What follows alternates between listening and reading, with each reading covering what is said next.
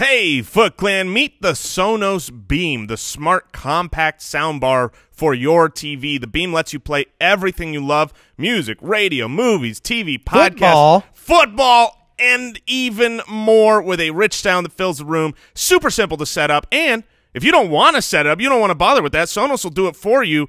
That's right. If you live in any major metropolitan area, Up and Running will have a Sonos expert deliver your system, set it up absolutely free. Just order from Sonos.com and select Up and Running at checkout if you qualify.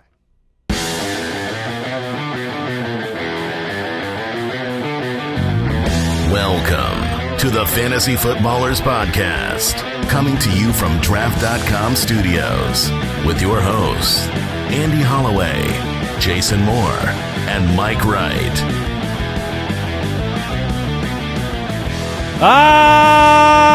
Let's go! Did you know football's here? No, I don't want to do this show. What? I don't want to do. I feel like as soon as this show is over, football happens. So can we wrap? That's how it works, right? Like if we end this show right now, I'll do a quickie. The game is on. Just do a quick one. Just need the like game. A 10-minute preview of the day. I feel like the Dave Chappelle, gif of like, hey man, you got any more of that football? Got any of that football? Welcome into the Fantasy Footballers. Thursday, September 6th. Football is here. Woo!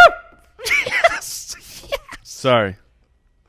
Were you guys crying this morning? Weeping tears of joy? Oh, man. Are you wearing your Josh Rosen jersey, Jason? I am wearing my Josh Rosen jersey. Had to get it. Getting ready for week 5. Maybe. We'll see. Hope not. Yeah. Got a big game tonight, the debut game for 2018. We've got the Eagles and the Falcons. We previewed it on yesterday's podcast, and today we have Fantasy Forecast. We'll go through all of the about half of the matchups today, and the starts of the week are back. We've all got our starts of the week on the show today, and Jason's Boom Boom Kicker, and obviously the headline news right now. I mean, I might as well just – we're going to need to ring the bell. This is a the problem. ominous, sad bell of Le'Veon Bell. Look, I thought we had escaped this. Last year we dealt with Ezekiel Elliott.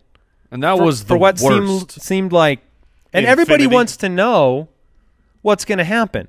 But literally everybody, not just like players of fantasy football, Le'Veon Bell's teammates, Le'Veon Bell's coaches, nobody knows what is going to happen. We do have plenty of information as to what could happen, why certain things would happen, and what is probable. Mike, what are some of the things we know? So we know nothing. We know absolutely nothing, Jason. What are you talking about? That's not true. Well, look. Okay, go ahead. We know some facts. Yes, we know some facts. The Steelers Depot reported that Tomlin says the team has likely applied for the 2-week roster exemption for Bell. What that means is that when Le'Veon Bell comes back, they have to negotiate the first 2 weeks of his contract, which to me says that, that might be reason if you're Lev Bell to even hold out longer. As in, now if he can hold out up until week 10 and still get the full credit for this season, become a free agent and finish off the franchise tag. And that's the biggest fear. The biggest fear is that you're not going to have Le'Veon Bell until November. And Le'Veon Bell's agents went on a radio program and basically said that his client is going to make the choices for long term. He is playing for next year's contract already. Once again, don't blame Bell for trying to get paid, but for fantasy football, we are in a very large predicament because if you're Le'Veon Bell and this is what you're doing, what does it matter if you miss 1 week or 2 weeks? You're storing your body up for next year, so why would you not just stay out the full 10? He believes he can make up the lost salary because he'll lose something a little over $800,000 per week of games that he skips. But why would you not just skip them all if you firmly believe you're going to get a big contract next year? Here's the thing is, we're all dads. All of us have children, and we tell our children, your decisions have consequences. Yes, they do. And that applies to the Steelers, and that applies to Le'Veon Bell. He is putting himself above his teammates, And you can be on any end of the spectrum of how okay that is, right? This is his livelihood. The Steelers have put their financial well-being above their team as well. That would be my rebuttal, is that he is using the only recourse that he has in the from the bargaining agreement. Right, and there is a leverage thing here, right? You're working leverage out, and ultimately we don't know when Lev Bell is going to be back. And my Twitter timeline is littered with two things. Not necessarily asking when he's going to be back. It's trade offers, and it's trades that have been done, including things like, look, every McKinnon owner out there is looking for a chance to fix their McKinnon situation, and some of that's been going after Lev Bell. Or I've seen, Devonta Freeman straight up for Lev Bell. Right now, let's get Freeman on the team. Let's not worry about Bell. Right. There are other things that can happen. It's not simple. It's not as easy as Lev Bell comes back week 3 and he's the same guy. It's not that simple to me.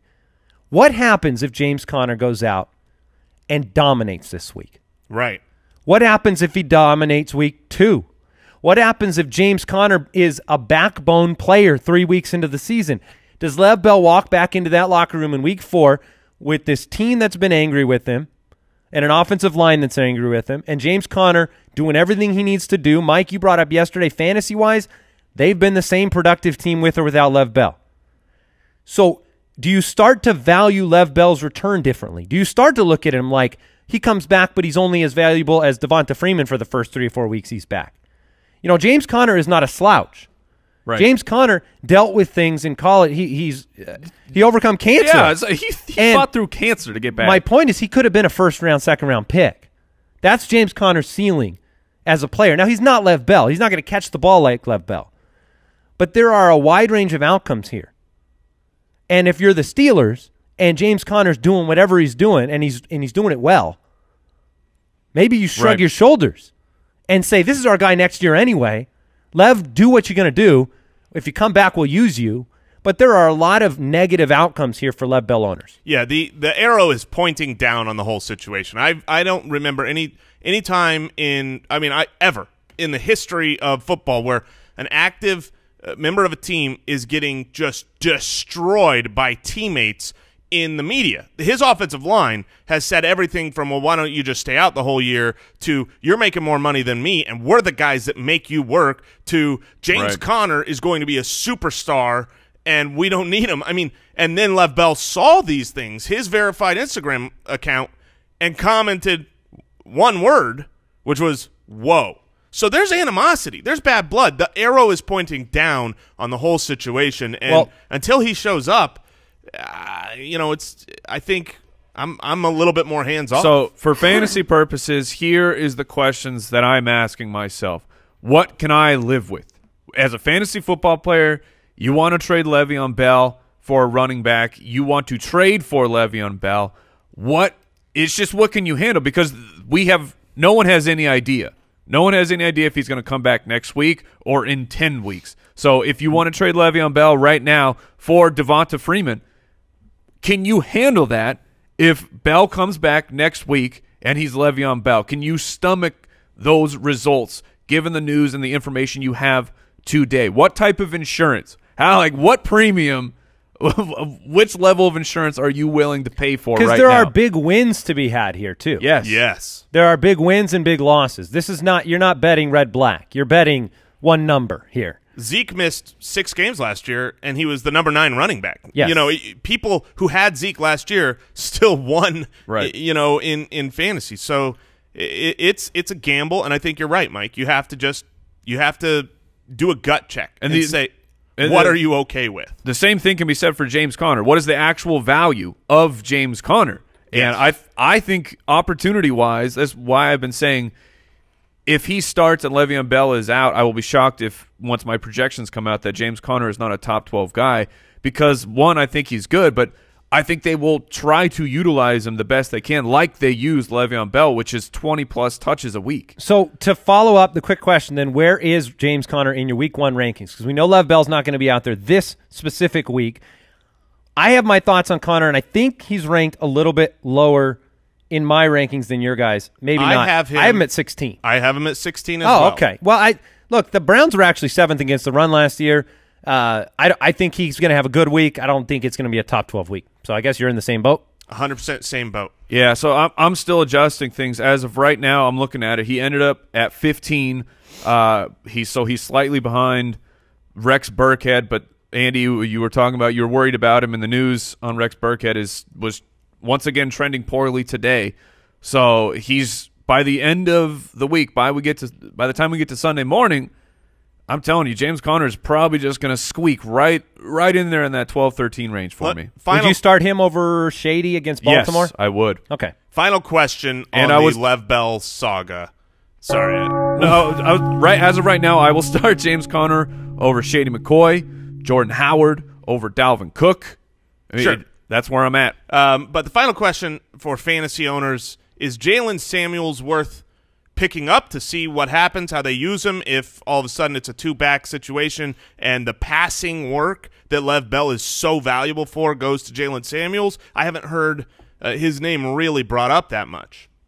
Yeah, he could be worth a speculative ad, but I really think they'll use Conner the exact same way, which means that the backup running back every time we've seen Pittsburgh has no value with another back. They use him a complete workhorse, whether it's Fitzgerald, Toussaint, or D'Angelo Williams. They just say you're the guy. So I agree with you there. But if you are in a deeper league, a 14-team league, you could dynasty for sure. Oh, 100% dynasty. But if you're in a 14-teamer, maybe 6 bench, he could be worth a speculative ad just to see. Okay. All right. Well, we've got so much to get through on today's show, but that is the headline news. And look, when we know something tangible, when we get more information, you're going to know. That's why we do a show every single day, as we try to keep you not just the show, but on Twitter too. Yes, I say follow us on Twitter. I am at FF Hitman. Follow Jason at JasonFFL. Andy is at Andy Holloway, and of course, the show account is at the FF Ballers. Yep. Let's get into the news. News and notes from around the league. All right. Antonio Gates is optimistic he'll play in the season opener. Are you taking any chances with Gates? No. I know Virgil Green's listed as the starter right now. No, Antonio Gates is just an ad and hold. You can't play him this week. Hugh Jackson said Josh Gordon is on a pitch count in week 1. They don't want to get him injured. He says he's 100% after his hamstring issues in camp, but does that change where you rank him? It doesn't change it that much for me, to be honest, because I've never seen him as a volume guy. He's a guy that if he plays 60-65% of the snaps, and they target him on those routes specifically, you see that with some of these valuable players where to keep them healthy, they only put him in, when they're going to use him. So less decoy plays and more, hey, we need him, put him in. So I think he's going to be okay. He'll be down a little bit compared to a normal week, but not much. All right, Adrian Peterson will start week 1 against the Cardinals. Yep. No surprise there. Yep. All right. Still is Mike, gonna be you've been calling that from the beginning. Yeah, so. it's after you use him like that in the dress rehearsal, it's clear who you want to have as your starter. It's still going to be a very tough matchup for him. I think he has some success week 1. Let's go with Rex Burkhead news. He's not listed on the injury report, but there was news this morning that he will be, quote, eased into the mix. That's from ESPN's Mike Rice. That's my concern. That's why he was my pump the brakes yesterday. The Patriots are going to go reverse of everything that they have always done. It used to be everyone was limited or questionable. Everyone in practice. Now it's everyone is healthy, but they may not be. Yeah, the writing, it was just on the wall for me in week 1. I think he's going to be a very, very valuable player all year long, but I don't know why they risk him in week 1 when they have other options. But we'll see. I can, still be wrong there. They may use him enough, or he may score, and it won't matter. All right, some injury news. Rashad Penny, Doug Baldwin, Delaney Walker, they all seem to be healthy and ready to play, including Jordan Reed as well. Yes, Jordan Reed, please. So Rule 86, please. Yes, in effect. In which, if you're new to the show, Rule 86 of fantasy football states that if Jordan Reed is healthy and playing, you play him because he's that good of a player. He is a transcendent talent at the tight end position when it comes to fantasy football. So if you got him, if you drafted him, you're playing him. Yeah, all right. Let's talk about George Kittle. He's not on the injury report. Yeah, he should be out there week 1. It's not a great matchup against Minnesota, right? So you might want to wait a week or two and see how it fares. But good that he's healthy. He'll be the starter. I'm not sure if you can wait because unless you're going to roster 2 tight ends, because George Kittle was a heavily drafted player. I mean, he was going right in that 10 to 12 range. So if you drafted George Kittle, Jason, are you just going to eat it and play him and find out what happens, or are you going to actually roster 2? If I'm drafting a tight end like George Kittle, who to me is not a week-in, week-out starter, but a good streaming candidate, then I made a mistake in drafting him because of his week 1 matchup, and I would drop him and pick him up for possibly some of the people that we have on our starts of the week and play him and then pick him up. And, once you're past the first 7 or 8 tight ends this year, the way that I see it, is you're in streaming, and I'm playing matchups week in, week out, every week. And we will have our starts of the week at the tight end position today, so help you identify some of those streaming options.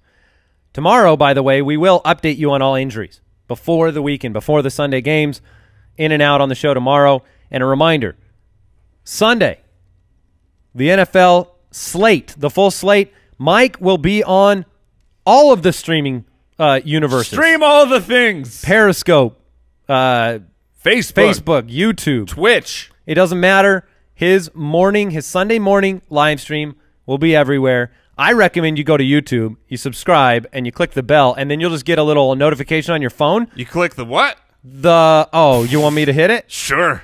I don't know if I want him to hit this bell. Yeah. Oh, that's a little ominous. I don't want that notification on Sunday morning, like Mike's coming. You got to wear all black. I highly recommend you go wherever your screen has the highest resolution to see more and more of you. Are you going to keep wearing those black shirts to make it look like you're getting a haircut on the live stream? No. Well, I don't know, maybe. You were wearing those. It was a good look. You was wearing those really, really tight T-shirts where they're right around your neck. It looked like those. What? I'm going to take it up a notch this year. Yeah? I'm just going to get my hair cut while I'm doing the live streams. Well, that's efficiency. Look, we work. That's how hard we work for you here at the Fantasy Footballers. We gotta get our haircuts during live stream. AZ, yeah. I need a traveling barber. Yeah, just brush your teeth during the live stream. Take care of all your hygiene during the live stream. All right, we're going to get into the fantasy forecast. And before we do that, I want to thank SeatGeek. Football's back. SeatGeek is the smartest, easiest way to get tickets to every game all season long. Look, they search multiple ticket sites. They grade every ticket based on value. They make it so easy. Yes. It's visually easy. It's functionally easy. Every purchase is guaranteed. There's no drama with SeatGeek. That's what I like. And you can get tickets to concerts and comedy theater, too. We're going to, Jim Gaffigan in December. Oh. You can get some tickets to see some comedy. Whether it's last minute or well advanced, your plan, go find the SeatGeek app. Grab it. We love it. We've used it for years. Plus, you get $20 off your first SeatGeek purchase. Download the SeatGeek app and enter the promo code Footballers today. That is the promo code Footballers for $20 off your first SeatGeek purchase. SeatGeek. Life is an event, and guess what? They have the tickets. We want to thank Quip for sponsoring today's show. Ladies and gentlemen, the truth is most of us are brushing our teeth wrong. Not long enough. You're forgetting to change the brush on time. And Quip makes it easy as possible to rectify that situation, because Quip is an electric toothbrush. It costs a fraction of the bulkier brushes, packs the right amount of vibrations to clean your teeth. It's got a built-in timer, and guiding pulses help you clean for the full dentist recommended 2 minutes. It's cheap. They got a subscription program, so you're getting a new brush head every 3 months for just $5, including free shipping worldwide. I love my Quip. I love my Quip so much. You know what I did? I got the wife a Quip as well. You quipped the wife? I equipped the wife with a Quip and said, you got to brush those teeth correct, and Quip is the best way to do it. And right now, Quip starts at just $25. If you go to getquip.com/footballers right now, you'll get your first refill pack free with a Quip electric toothbrush. That's your first refill pack free at getquip.com/footballers, spelled GETQUIP.com/footballers. And before you hit the button, the last piece of news that I actually think is important. The Saints waived rookie running back Boston Scott. That means the only running backs on that roster heading into Sunday's game, let's count them: Alvin Kamara, Mike Gillislee. That's it. Yeah. Those are the only running backs on that team. Mike Gillislee will not be a start of the week. He was in consideration. But we'll talk about that. It's that important. matchup. They're taking the New England Patriot wide receiver approach, Yes. where they just let go of anybody that that wasn't relevant. I believe they grabbed some offensive line in place of Boston Scott, and Just say we'll get into their matchup, but that's an important piece of news to me. All right. Fantasy Forecast. It's good to be back. Feeling good, Jason? Feeling good to so be back, good. America. Real football. The Bills travel to Baltimore to take on the Ravens. Ravens are 7.5-point favorites. 40.5 is the over-under. Ugh. Nathan Peterman gets the start in Buffalo. Let's start with Buffalo. Is there any? Come on, Andy. Make it your almost upset. Is there Make it- anybody? Are you kidding? No. No, I'm not Oh. making this an almost upset. Oh, I'm man. not a lunatic. I mean, I am a lunatic, but I would have levitated and my soul would have left my body if you were calling for this almost no, I think upset. the line is too small. Okay, Yes. good. I think Baltimore is going to win the game by 10 points or more. Nathan Peterman, LaShawn McCoy, Kelvin Benjamin, Charles Clay, the Buffalo Bills offense. Look, I'm okay playing Shady McCoy on the volume. Sure. He's going to be the release valve for Nathan Peterman. He's going to be the every down guy out of the backfield. I'm okay starting Kelvin Benjamin as a wide receiver 3 from a volume perspective as well. That's it. I mean, it's running back 2, wide receiver 3 for me. Yeah, Kelvin, I'm pretty worried about Kelvin. I realize that the volume will be there, and they are going to move the ball. I mean, I question who's going to score more, the Bills' offense or the Ravens' defense. Which one puts more points on the board? But Kelvin is a guy where, man, these first 3 weeks is so rough, and he'll get the volume. If I can find another player to start over him, I would prefer to. I've got him on a couple of rosters because his value was good in the draft, but he's going to be a weight on my bench type of guy. He's a stash, He is. you would say? Yes. So going into week 1, then, just to make the decision easier for somebody, would you play Robbie Anderson at Detroit Yes. or Kelvin Benjamin at Baltimore? Robbie Anderson. Okay. All right. Fair enough. What's the? Do you have any more? Would you? Because the answer is yes. Yeah. Tricked you. As in no Kelvin? Yeah. Interesting.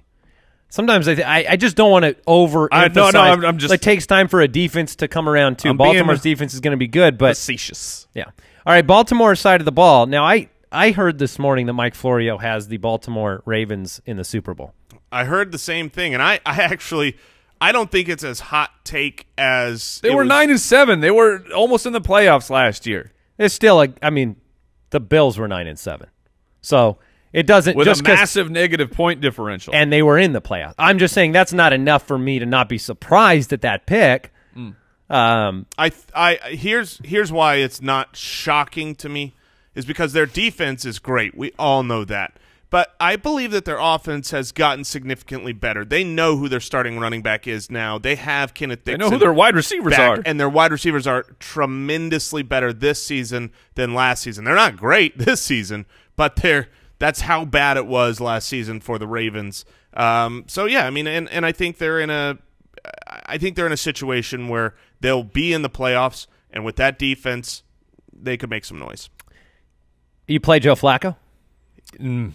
I don't want to. I was going to I would mention not him, touch Joe Flacco myself. because I love Alex Collins so very, very much this week. We're going to talk about him a little bit later in the show. Michael Crabtree, Michael Crabtree is in like that same tier of wide receiver 3 for me, but I would much rather play him than Kelvin Benjamin at this point. Would you play Crabtree over Kelvin? No, I would play Kelvin Benjamin over Crabtree. I'm not, the way I see the wide receiver core in Baltimore is not a really cleanly defined 1, 2, 3 situation. I think it's going to be John Brown more involved? I think it's just going to be everybody involved. I think it's going to be whoever's open and whoever's hot. I just don't see it being clearly defined, so I would still take Benjamin myself. Alex Collins, Mike, we're going to talk about him later? We are. You're very, very Very, comfy. very bullish. All right.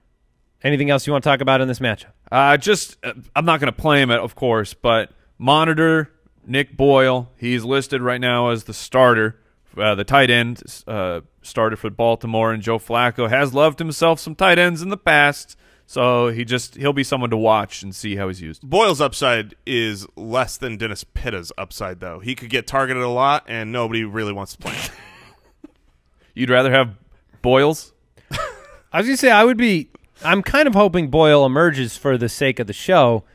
A lot of good nicknames we could come up with. Be covered in Boyles.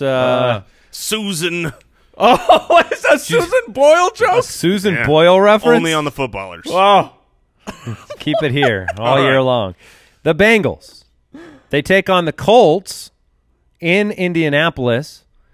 Hold on. Yes. The Colts are favored? Yes. By 3? Yes. They've got Andrew Luck. They are at home. Cool. I don't think it is crazy for the Colts to be favored in this No, game. I don't think it's crazy. I think it's ludicrous. So what's your line?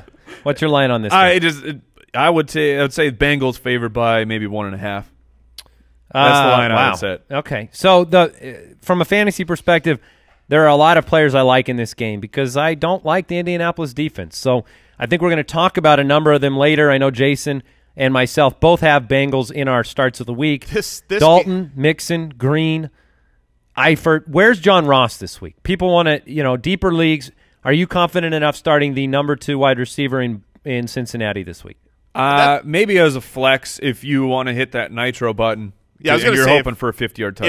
If you have a 2-flex situation, that's where John Ross gets in because he's more of a glory play. I think he could have a fine week, but he still has never shown it in real live action. So you're taking more, calling your shot. But this game in general, this is like the game that I keep coming to when I look at the slate of games this week. It's a 48.5 point over under, which means Vegas thinks, hey, they're going to score a lot of points. I'm taking the over on that because. Wow. You've got the Bengals are an okay defense, but Andrew Luck's going to be able to move the ball on them at home. This is in a dome, no weather considerations, and the Colts defense, it's bad. Yeah. So I think there's going to be a lot of points, a lot of fantasy relevance.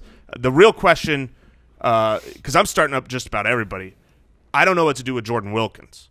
How do you guys feel about where you slot in the we assume starting running back for the Colts in week 1. Well, how do you compare him to like a guy like Chris Carson? Let's say you're deciding between you grab Jordan Wilkins late in your draft, you grab Carson before it, and you're trying to pick a flex play there. Sure. Do you go with Jordan Wilkins or do you go with Chris Carson? The Bengals, I'm looking at it right now, they gave up the 4th most points to the running back position on a per-game basis last year. So I would play Wilkins over Chris Carson. I don't really want a piece of Chris Carson going against the Denver Broncos defense on the road.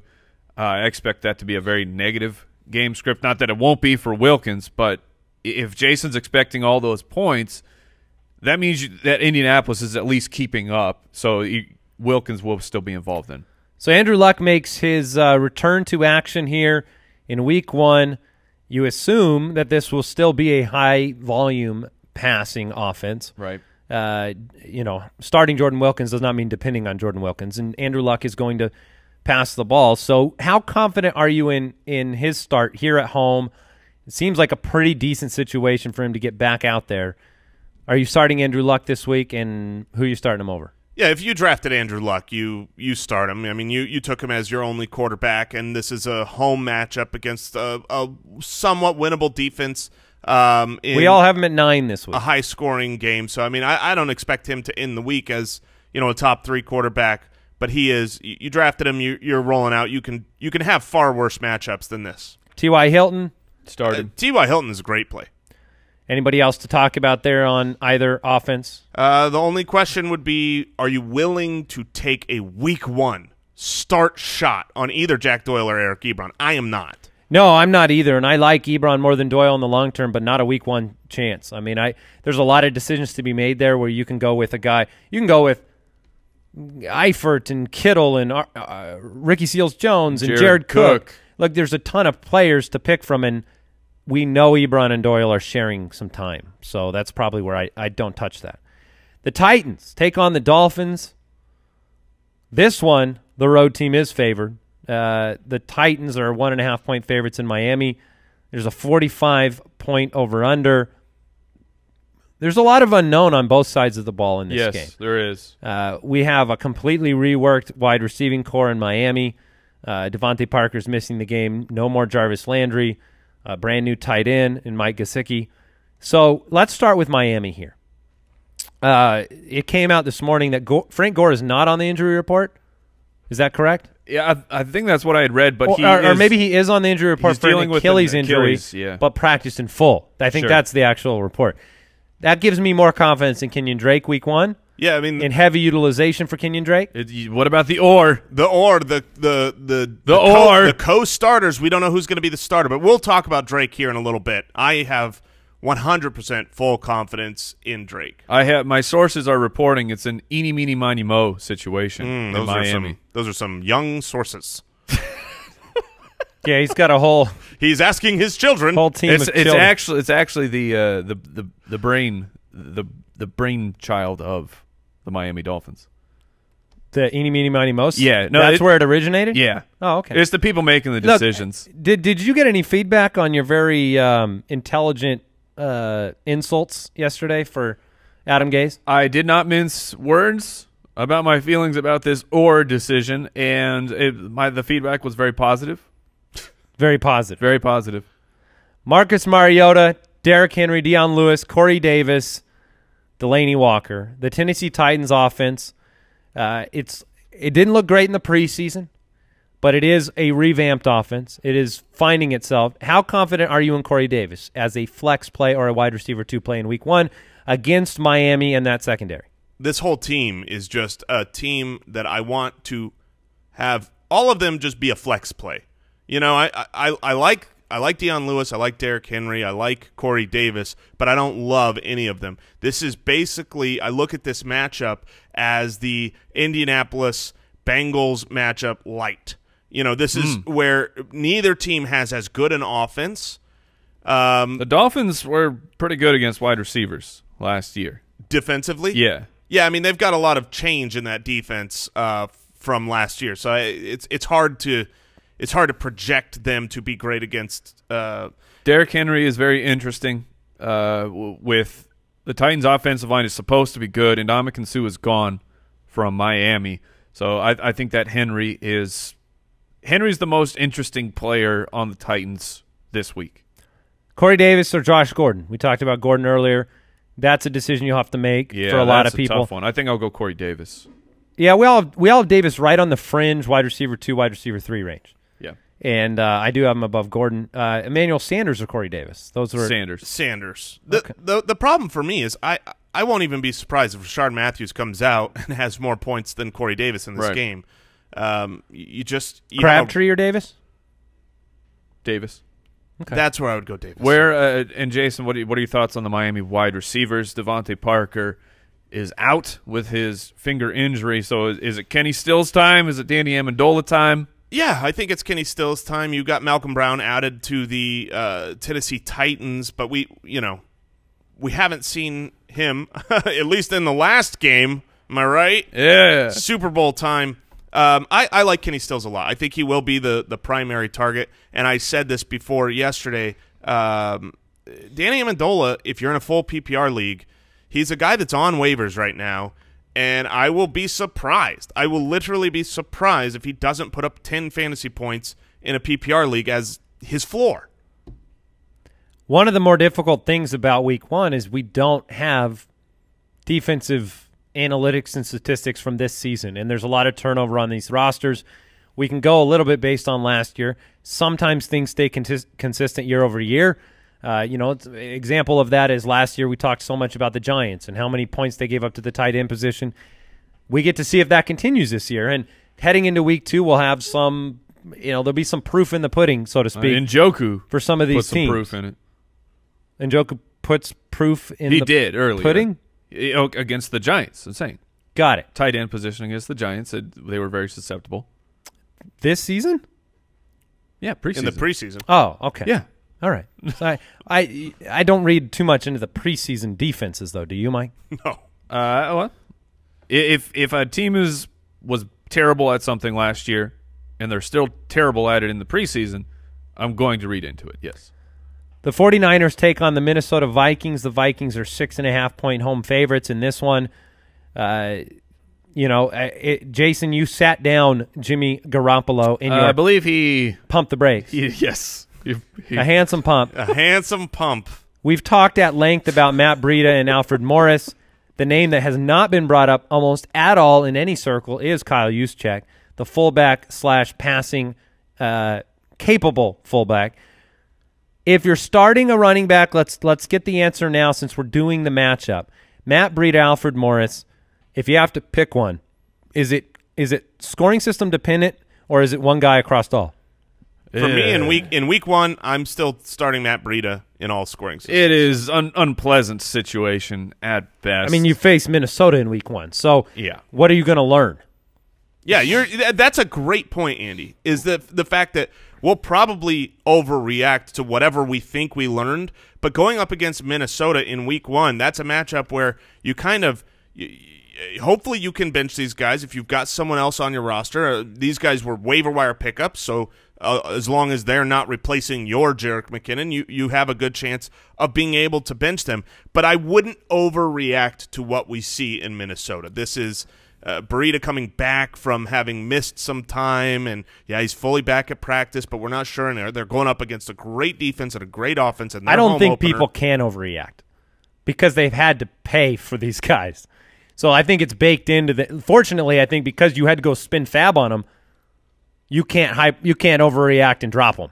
You're going to have to wait. Oh yeah, you have to wait. Just the worst thing that can happen is Kyle Juszczyk comes out and gets 6 targets, and Breida gets 2. That's worst case scenario for this situation. But that could happen. Yeah, 100% could happen. And then all of a sudden, if you take away the passing down value of Matt Breida, the potential passing down value of Matt Breida, you're in trouble. You're toast. Is there? There's not an outcome that you're going to like. Is there a 49er you want to start? I do not want to start Marquise Goodwin, but do you guys? I still would. I'm fine starting Marquise Goodwin. But Xavier Rhodes, cornerback for the Vikings, is a beast. I would expect him to be looking Goodwin's way. The nice thing about Goodwin is he's averaging 16.6 yards per reception.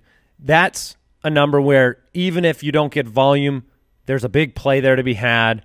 They're going to pass the football. That's better than I think everybody but like D. Jackson, Josh Gordon since 2013. So he at least doesn't require a volume play. So I would go with the big play versus the volume. Anything else on that side? No, we've already talked Kittle. And Garcon is the same. I would reluctantly play him, but I feel like I would rather play Garcon than Goodwin due to this matchup. Sure. You would rather play Garcon than Goodwin? Yes. Because I think Xavier Rhodes is going to lock down Goodwin. Interesting. So the actual opposite take of me. The actual opposite take. 100%. You'd go with the volume. You kind of said it in a way that was funny because it's the 100% opposite opinion. Yeah, I mean, it's not a disagreement with your analysis, though, because I think you're right that it's only going to take 1 or 2 big plays from Goodwin to be able to succeed. But I would rather take the guy who doesn't have the lockdown corner on him. Do you want to water bet Let's do it. Fantasy points? Marquise Goodwin versus Pierre Garcon? Let's go. What? Oh! Water bet. Feels good to get the first in-season water bet out of the way. And it's a sensational one at that. Mike, who are you rooting for in this one? I'm hoping very much that they both score 0 points and you have to just water each other. Oh, okay. If they both score 0, I deal. accept. Deal. You get to water both of us. Yes. Let's talk about the more exciting fantasy side of the football here. Minnesota, the debut of Kirk Cousins. Dalvin Cook back on the field. Let's get a temperature check on Dalvin Cook. How confident are you to start him this week? I have similar feelings to Dalvin Cook as I do to Rex Burkhead. Yes. It's Week 1, why push it? At home, Murray's been great. I don't see why Dalvin Cook needs a workload.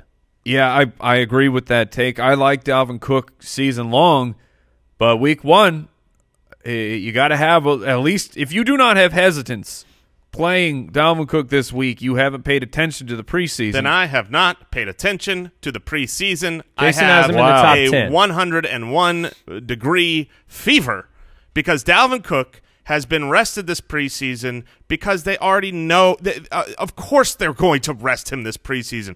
This is real football. This is week 1 home opener. This is a heavy favorite at home against a weak defense. If you're not going to fire up your Dalvin Cook, guns a-blazing, shirt ripping up, you a crazy person. You gave really good reasons to not play him in that argument. What are you talking about? He's the home favorite. You're running back. you're against a weaker team, and you're a heavy favorite.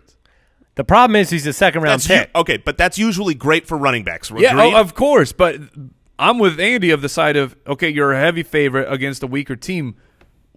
Let's ease him in. Let's think about what we're actually talking about here, though. Sure. If you drafted him, you're playing him. Of course. So, we're talking about upside. Jason sees the upside as a top 10 guy this week. I see him more as an RB2. I would see him more as an RB2 this week as well. Stephon Diggs, Adam Thielen. Great. Yeah, I like this matchup for Minnesota. We'll talk about it in a little bit. Stephon Diggs and Adam Thielen are going to be fantastic to talk about in the matchups every week because you just go, yep. Yeah, I mean you're Stephon Diggs, Adam Thielen, yep. All right, we're gonna go through 2 more matchups on today's show and then get into the starts of the week. And let's talk about the Texans and the Patriots. The Patriots are 6.5-point home favorites to open the season.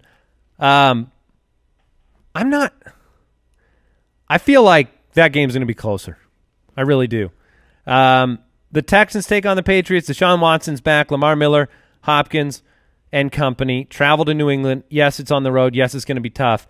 But you start the season, and it generally, the way I look at this is the Patriots in recent years, their defense has taken a little bit of time to acclimate, to gel. And Matt Patricia's not a part of it anymore. Right. So I don't think that Houston's going to have – I think that's why Vegas has this as a 51-point over-under. I don't think Houston's going to have a hard time moving the ball against New England, and I don't necessarily think New England's going to have the hardest time moving the ball against Houston. I think this game's going to be closer. I think it's going to come down to the wire. I feel confident starting Deshaun Watson, Lamar Miller, DeAndre Hopkins. The questions for me come down to whether you'd rather flex a guy like Will Fuller or give him some time. Will Fuller has just been dealing with injury, and I'm not going to flex him this week. The reason Vegas loves Houston, last year, Deshaun Watson put up over 300 yards and 2 scores against the Patriots. He did throw 2 picks against them, and that was also perhaps just feeding into your narrative, Andy, of the slow start for New England. That's when the New England Patriots were bad, and that's when everyone had it burned into their brain that the Patriots are a bad defense last year. And then by the end of the season, they were one of the best Ds in the NFL. I'm not going to argue with the point spread on this one. It's Bill Belichick gets a chance to redeem himself after Watson, even though the Texans lost the game last year. Watson made them look the fool. Yeah. And I think that Belichick no more Malcolm Butler. He's in Tennessee now. I think they still have the playmakers on the Patriots' defensive side of the ball.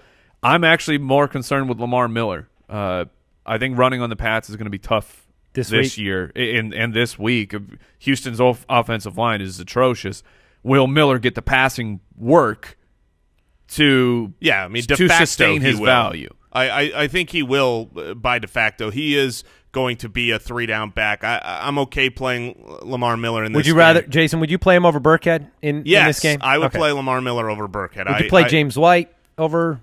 No, I would play Lamar Miller. It would go Lamar Miller, Rex Burkhead, James White is how I view it.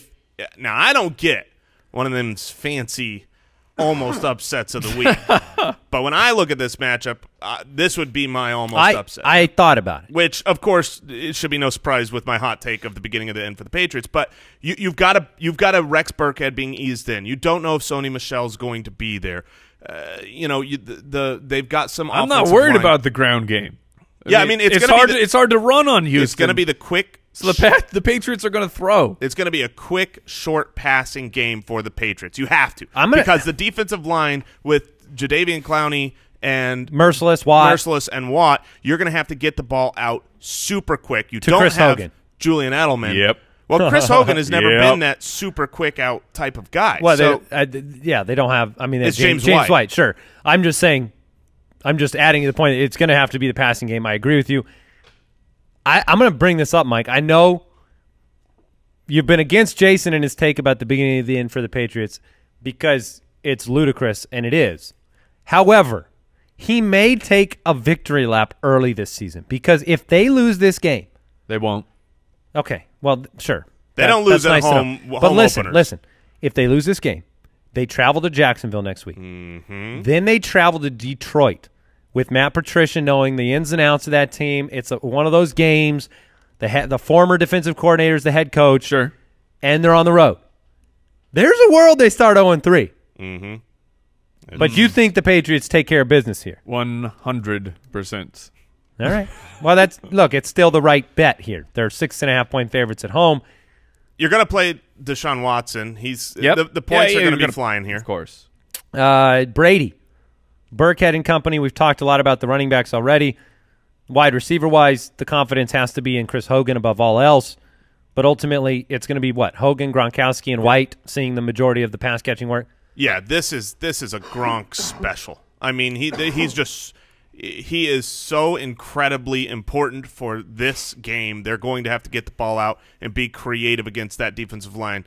Gronk, I mean, we don't really need to talk about it. He's the number one tight end. Yeah, you drafted him, you play him. I was just going to say, yada. Like DeAndre Hopkins, for all the people out there, why did you talk about Hopkins? Because you don't need to. Yeah, we're here trying to help you make a decision. You're playing Hopkins. Not tell you the obvious. By the way, did you know Rob Gronkowski has never spent a dime of his contract money? Did you know that? What? He's never spent $1 from his salary. Just sponsorship money? All endorsement money. That's it. And he seems like he's one of those guys that is really concerned with the incentives in his contract. So that's why this last contract where they bumped it all up, like he wants to hit those incentives because he spends that money. He doesn't spend his contract money. Oh, I see. And so he has every dime that he's ever made from his contract plus investment, which, by the way, I looked up. That's $54 million. So he just needs one more. The size of his off-season parties are related to his Gronk smashing? That is correct. Yes, that is correct. Gronk, get that big party. That's right. Invite me. You want to go to a Gronk party? Not really. You couldn't survive That's not really one of my those. scene. I can see. I'm like, do you really want to smash a bunch of cans on your forehead, Mike? I would. Is that your scene? You know the gif of Grandpa Simpson walking into the bar and just does the full loop? That would be me. You want the invite, and then you want to come up with an excuse why you can't go. You want to get in the door. You want to be like, I was invited around, to a Gronk. take a selfie picture. That you were there. Leave. That would be great. All right, the Tampa Bay Buccaneers go to New Orleans to start the year. Congratulations. Yes. The Saints are 9.5-point favorites. The over-under is 49.5. So, we're going to repeat that. Yeah. Yes. The over-under is almost 50 points. Yes. And the Saints are essentially 10-point favorites. Yes. That means Vegas is saying the Saints are going to score a lot. Oh, yes. Gilly.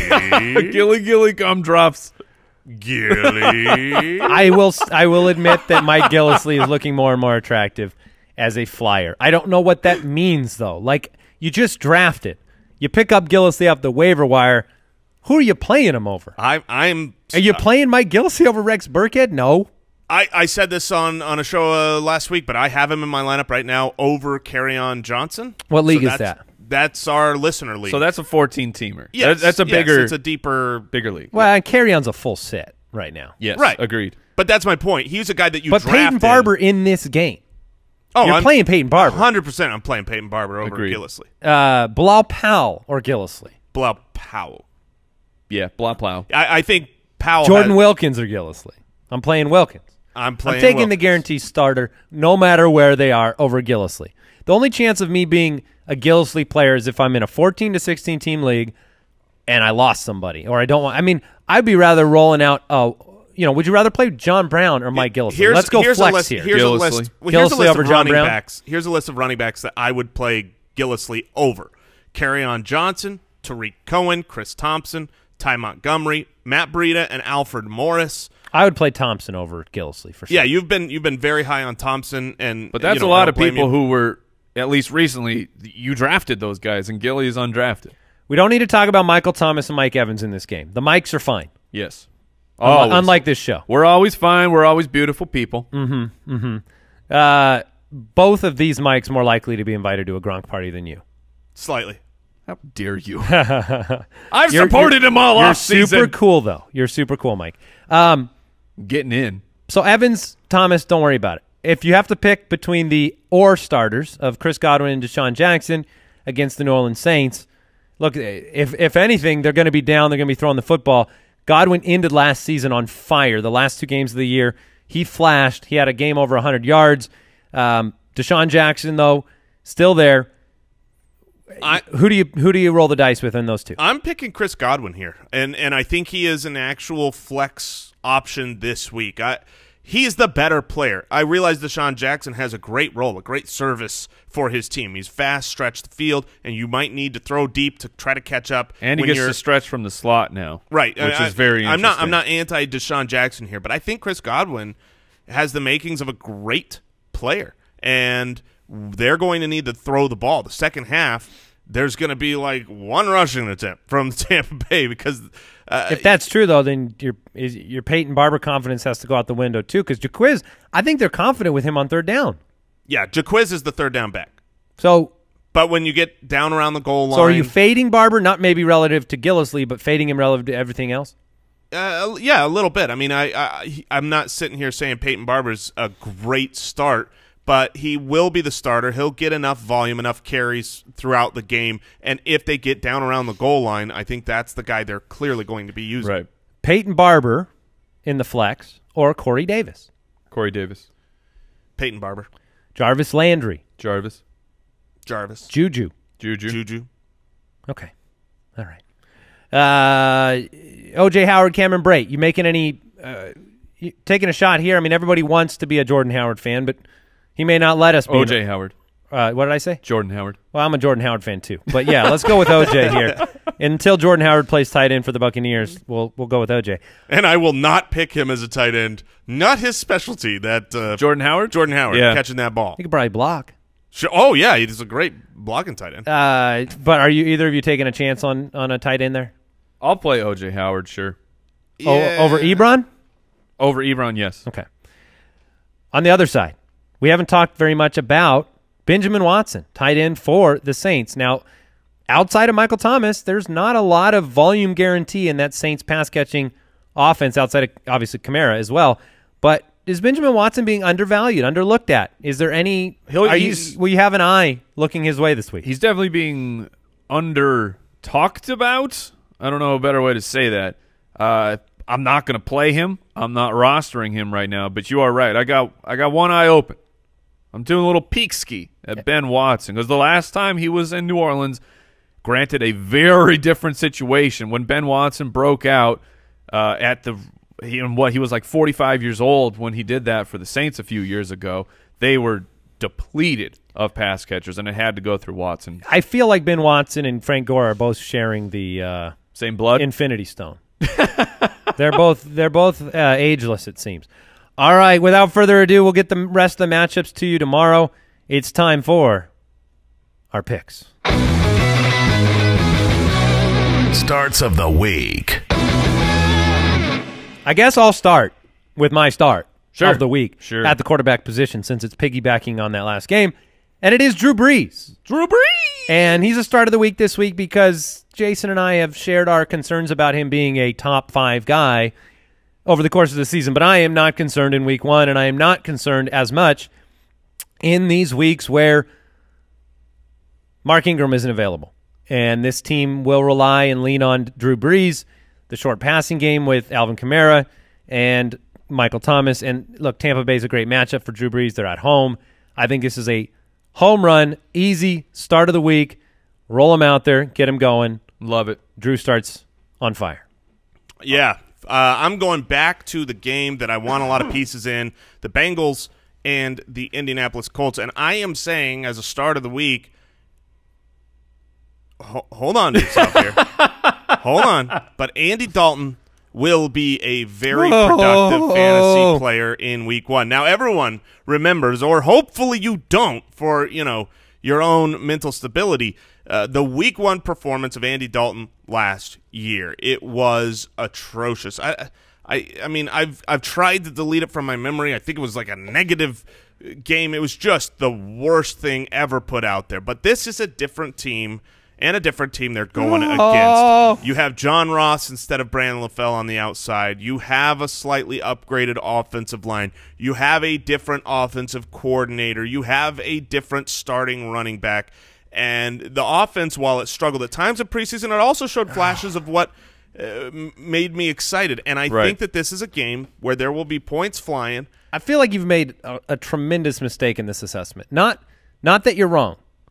But if I were you, I would have been talking completely about the matchup and not about the Bengals offense. Well, I'm the thing I'm trying to convince people of, like, their hesitation, I think, when you're listening, is going to be the Bengals. It's going to be the Bengals offense. Look, the Colts defense is bad. Their secondary is worse than bad. It is an easy peasy matchup for Andy Dalton to just find John Ross wide open like he did in the preseason, 50 yards down the field. Same with A.J. Green. And my other start of the week that we'll talk about in a second, down near the red zone, is locked and loaded. It's a great matchup. So I think Andy Dalton, look, he's going to throw 2 touchdowns, and if he rushes a touchdown, then I won't be surprised. You'd play him over Jimmy G. You said it yesterday. Yes, sir. Start of the week, Andy Dalton. All right. Andy Dalton. My Just quarterback. saying that out loud just so you could hear it. My quarterback start of the week, Phillip Rivers. Gets to take on the Kansas City Chiefs, who their secondary is a disaster. The Chicago Bears played their backups against the Chiefs in the preseason, and they were dominating them. And Phillip Rivers is a fantastic quarterback. He's got the pieces around him, a superstar wide receiver, and maybe the emergence of Mike Williams. Over on the Chiefs side, Eric Berry's still recovering. This is a perfect situation of great talent, great offense versus a very poor matchup, as in a great matchup because they're going up against a poor secondary. So Phillip Rivers is a top 10 guy, easy for me this week. All right, let's go to the running back position. I'm going with Joe Mixon. Top 10 running back this week, guaranteed. Book it. Wow. Done. Wow. It's over. We talked about the Colts. The defensive front of the Colts is atrocious. This game is set up for a Joe Mixon volume attack. I think there's opportunity for them to have a lead. There's opportunity for them to lean on him. I will go out on a limb and say he's going to receive more than 20 carries in this game and be a force for your fantasy team, which is good news for me because I am taking on Jason in our league of record. And I have Joe Mixon. You need it. And I need him. If he gets 20 carries against this Colts defense, then he will be very productive. I would say there's a decent chance Joe Mixon's the rushing leader after week 1 in the NFL. Yeah, last year against the Colts, who were a bad rush defense, he put up the worst line imaginable against the Colts on the ground. And I went back and I watched that game because I was super high on Joe Mixon. I wanted to make him one of my guys. So I was going back and rewatching all the film, and I was like, why was he so bad in this game? And there were a lot of penalties, a lot of offensive line issues, but he torched the Colts in the passing game. I mean, he made them look a fool. So while I don't necessarily agree with the rushing leader, I think he's a great play this week, and I hope it's through the air so it helps my Andy Dalton pick. Sure. All right, my running back. Get your Bengals this week. That's what we're saying. That is what we're saying. That's fantasy, though. You don't have to. These things do not have to compute. This is why. we say you don't win. Don't listen to this man. You don't win your championship at the draft. I need it to compute. I'm just what I'm saying is the fantasy side and the reality of where you think the team's heading, they don't have to align. Look, if you played San Francisco, you started your running back against San Francisco last year. Because it computed. Sure, okay. I might have used the wrong language. Yeah, okay, you were Whatever. freaking me out over there. I think you were trying to say is that fantasy football is different than real football. I think that's what I was trying to say. Nailed it. Thank Perfect. you. All right, so my running back was actually my number 2 selection. Sadly, Mike stole my number 1, who I like even better than this guy. But I want to put my confidence in a player who is, get this. He's an or. Great. Okay, Kenyan Drake. Are you declaring it? I am declaring that Kenyan Drake is a great player. He's a great running back. Kenyan great? Oh, I like it. Kenyan Great. Kenyan Great is my start of the week, and I am not I don't worried. like it. I am not worried Judge? about We Caleb need a Walsh. ruling from the judge Judge? immediately so we can shut this He's down. shaking his head. Nah. We don't even need the gavel. Nah. No. You know if Mike's not into it, like Mike's never been against anything. So you know if Mike's not into it, it's not going to work. Here's the truth, guys. After week 1, when he explodes, everyone's going to be calling him Kenyan Great. No. And so it's up to him. No. Kenyan, this is up to you. If you want to be Kenyan Great, go out there and show that you are, because he is. Kenyan Great is a solid I'm running sorry. back, and I want to give you confidence, because if you're worried because the depth chart comes out and you're like, this b-hole is saying he's not even the starter. I'm talking about Adam Gase. No, I know, but the fact that you went the censored, I've never heard someone say the b-hole. I've never heard that I either. think that sounds way worse. It does. Good. Well, good. It sounds worse. Well, good. Adam Gase, double censored. get your act together. But this is a game where, again. Can I get a ruling on B hole, please? You're at home. I think Judge. Judge Judge gives it double 2 thumbs up. Look, that's how they get in the hive. He's Yes. talented enough to play against Tennessee at home week 1. It's a good situation. Yes, and he's going to play. He's going to get more work, He'll more be total touches than Frank Gore. He'll be a He's gonna do sight more to work. B hole. B hole. Mike, your running back start of the week. My running back start of the week, the one that Jason wanted, it's the fleet-footed Alex Collins running back. What did you just call him? The fleet-footed. Okay, like it. all right. Running back for the Baltimore Ravens gets to take on Buffalo. They allowed the most points to the running back position last year for fantasy. Their secondary is actually okay. There's no reason to throw against Buffalo. Huge favorites. Baltimore. The game script will be very positive for Alex Collins. So I love him. He was a value in drafts, and it's time to start him with full confidence. All right. We're moving on to the wide receiver position. Chris Hogan. Yeah. He's as safe as they come this week. I really feel like he is. He's a top 12 guy this week. And is that keep the going. theme song from? That's Hollywood Hulk Hogan music. Oh, okay. All right. There's no way to keep going with that in my ear. It's very difficult. Chris Hogan is locked and loaded as the wide receiver professional. 1 this week. Julian Edelman's out, and Hogan will be peppered with opportunity. So I Yes. love him. Start him. Yeah, Spice him up. I like that pick as well.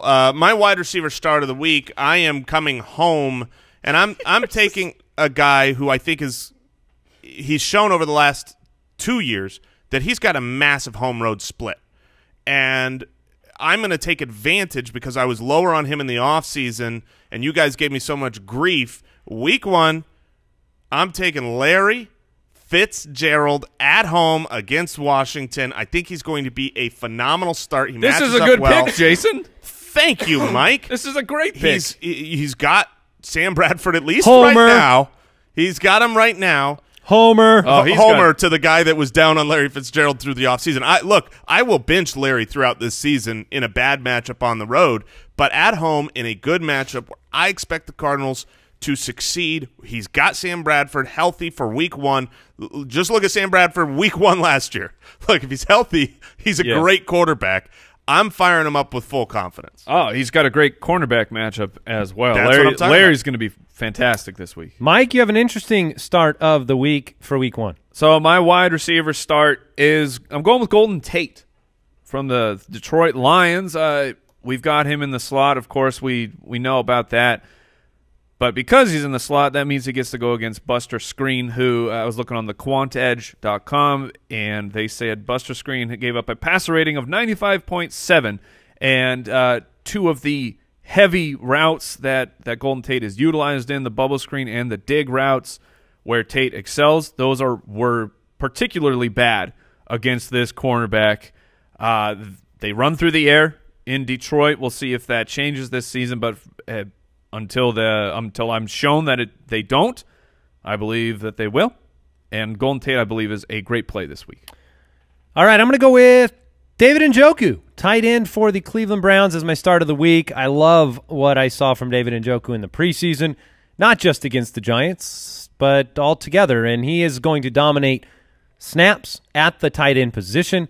He is the one of the top athletes at the position, and I think with Josh Gordon reacclimating to the offense on a pitch count and the way that this game could go, which I think could be a higher scoring affair, David Njoku is going to have a lot of opportunity to be a go-to receiver outside of Jarvis Landry for Tyrod Taylor. So I like David Njoku this week. If you saw him in the crop top, he gave you 6 good reasons. Yeah.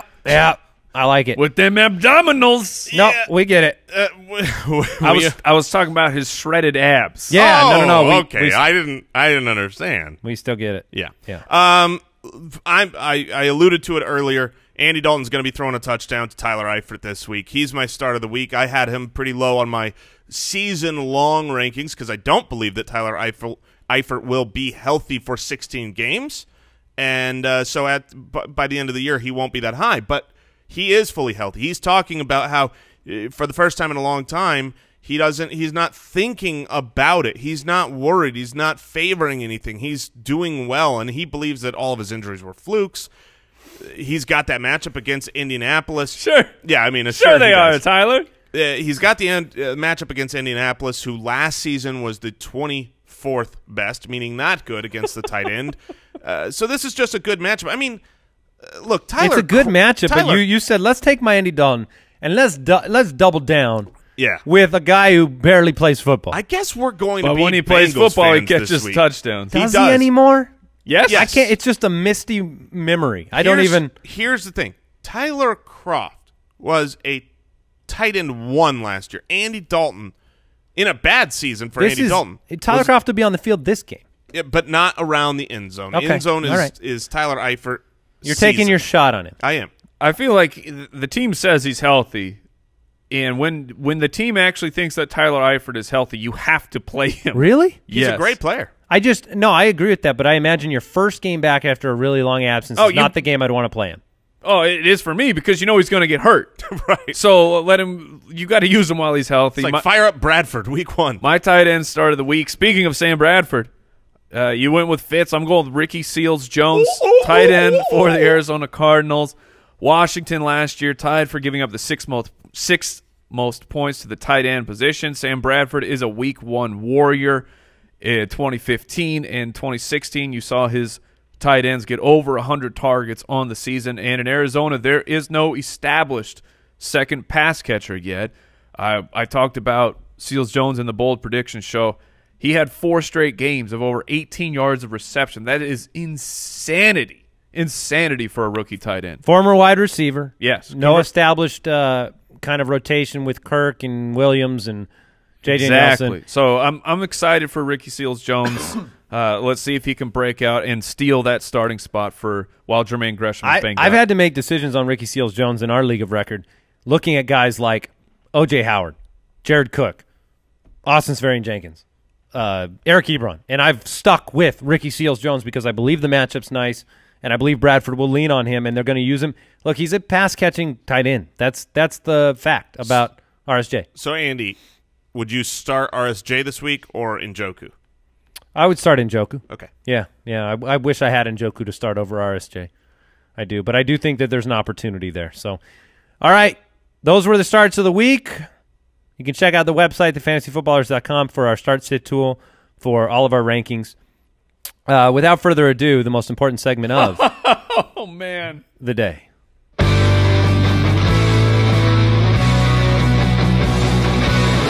Jason Moore's ironclad, locked and loaded, 100% guaranteed boom boom kicker of the week.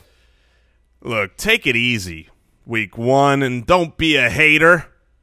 Lock it in at home with the Lions' Matt Prater.